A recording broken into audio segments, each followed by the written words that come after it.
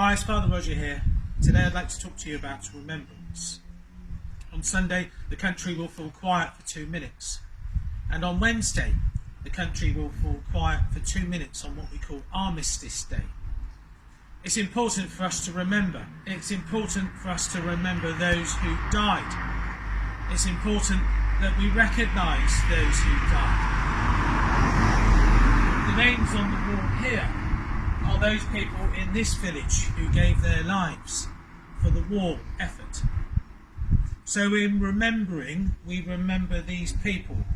Their names become alive, and that we give these people a voice. It's also important to remember that in remembering our history, we don't make the same mistakes in the future. So there are 2 reasons for remembrance. To remember our past, so that we do not make the same mistakes in the future, and to remember those who've given their lives for their country. To remember them is to give them a voice.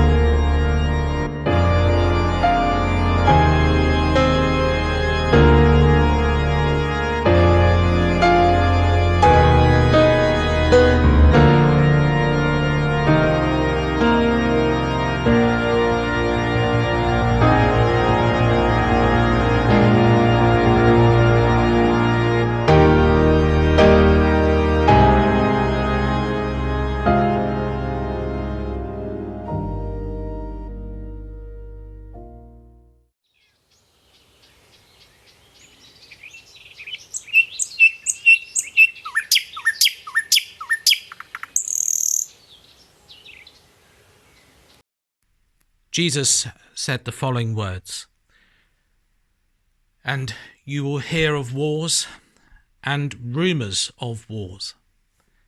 See that you are not alarmed, for this must take place, but the end is not yet.